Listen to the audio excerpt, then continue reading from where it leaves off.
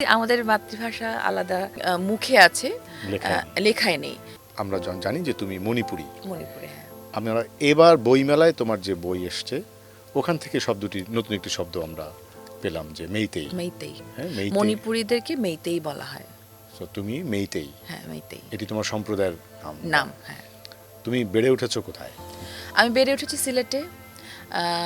আমি যেহেতু মণিপুরী সম্প্রদায়ে বেড়ে উঠেছি, আমার মূল বাড়ি হচ্ছে হবিগঞ্জ চুনারুঘাটে, দাদা বাড়ি, কিন্তু সিলেট শহরে আমার বেড়ে ওঠা। আর আমি অবশ্যই মণিপুরী সম্প্রদায়ের যে মানে একটা সমৃদ্ধ একটা কালচারের মধ্য দিয়ে বেড়ে ওঠা। আমার মা আজ নৃত্যশিল্পী, এবং মানে আমি এটা গর্ববোধ করে বলতে পারি যে কালচারাল জার্নিটার মধ্য দিয়ে আমার বেড়ে ওঠা। সেই কারণে হয়তো বা আমার ভাবনা, তারপরে আমার ভেতরের যে শিল্পী হিসেবে আমার ভেতরে যে ছন্দটা, সেটা হয়তো বা এই কারণেই হয়তো বা অন্যরকম। আমি জানি না, এটা আমার আমার অনুভূতির জায়গা থেকে কথাগুলো আমি সরলভাবে বললাম।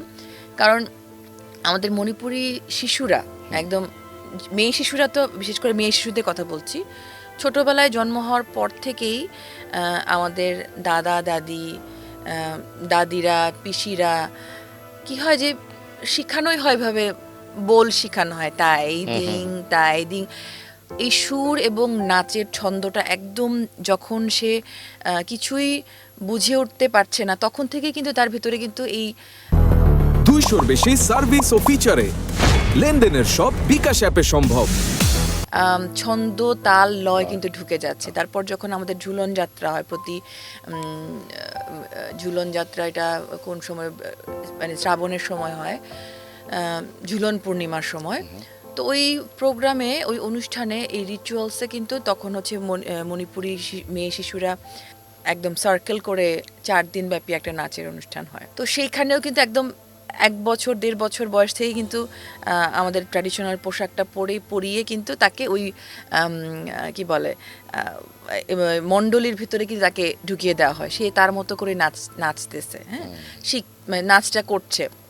তো এই যে তার ভেতরে দেখে দেখে বা এই মানে ছন্দের মধ্যে পড়ে যাওয়ার যে বিষয়টা, আমার কাছে মনে হয় এই কারণে হয়তো বা আমাদের মণিপুরি মানে মেয়েরা, নারীরা অনেক বেশি সাংস্কৃতিক এই অনুভূতির জায়গা থেকে অনেক বেশি সক্রিয় থাকে।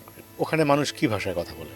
তোমার শৈশব কি ভাষা শুনেছো তুমি? কি ভাষা? মণিপুরিতে আমাদের মাতৃভাষা আলাদা। আলাদা বলতে মণিপুরি, এই যে মেইতেই আমাদের ভাষার নামও মেইতেই। হ্যাঁ, এবং আলাদা বর্ণমালাও আছে। সেই বর্ণমালার প্রচলন এখন নেই, খুব একটা নেই বলতে অনেক দিন ধরেই নেই, যে কারণে আমরা বাংলা বর্ণমালাতেই মণিপুরি ভাষাটা লেখা হয়ে থাকে। আবার নতুন করে এই বর্ণমালার প্রচলন শুরু হচ্ছে। তোমার সেই ভাষার চর্চা কি আছে? না, সেই ভাষার চর্চা মুখে আছে, লেখায় নেই। তো যে কারণে লেখার চর্চা, যেমন আমার এই মেইতেই পুরাণের এই বর্ণমালাটা, এই যে মেইতেই পুরাণ, এই লেখাটা কিন্তু এই মণিপুরি বর্ণমালা দিয়ে লেখা হয়েছে। তো এই বর্ণমালার প্রচলন এখন আবার নতুন করে হচ্ছে। আমিও নতুন করে এক্সপ্লোর করছি। আমি ছোটোবেলাতেই শিখেছি আমাদের বর্ণমালাগুলো আমাদের মানবদেহের বিভিন্ন অঙ্গ প্রত্যঙ্গের নামে আছে।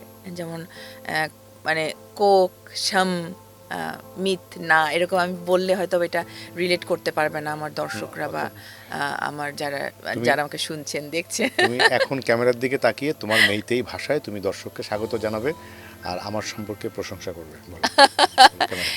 এভাবে বললে আসলে দর্শকরা তো কিছুই বুঝবে না। সাবটাইটেল দিয়ে দিব তোমাদের স্ক্রিনে। সাবটাইটেল নুঙ্গায়না লেইনাবা ওইশানু পুনামাক নুংশিবা ওকচারি পুনামাকপু। আর আমার আরেকটা বিষয়, আমি খুবই আমি এটা বলতে চাই আমার দর্শকদের উদ্দেশ্যেও, যে মণিপুরি আমার মাতৃভাষা। কারণ জন্মের পর থেকে আমি এই ভাষাতেই, ঘরের মধ্যে বাবা মা, আমার আত্মীয় স্বজন সবার সাথেই এই ভাষাতেই আমি কমিউনিকেট করেছি। কিন্তু বাংলা যেহেতু আমার, বাংলাদেশের নাগরিক হিসেবে আমি স্কুল, কলেজ, আমার প্রিয় মানুষজন, বন্ধুবান্ধব সবার সাথে বাংলাতেই আমি অনুভূতিগুলো আমি শেয়ার করেছি। সেই কারণেই কিনা যায় না, বাংলা আমার অনেক বেশি প্রাণের ভাষা। একটা সময় মনে হয়েছে যে বাংলাতেই আমি অনেক বেশি স্বাচ্ছন্দ্য বোধ করি, এবং বাংলা ভাষাতে আমি আমার মনের অনুভূতিগুলো সহজভাবে লিখতে পারছি, বলতে পারছি।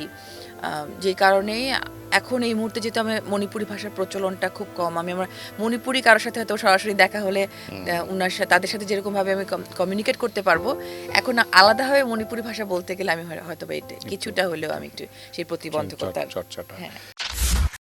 রেডিও ভূমি 92.8 FM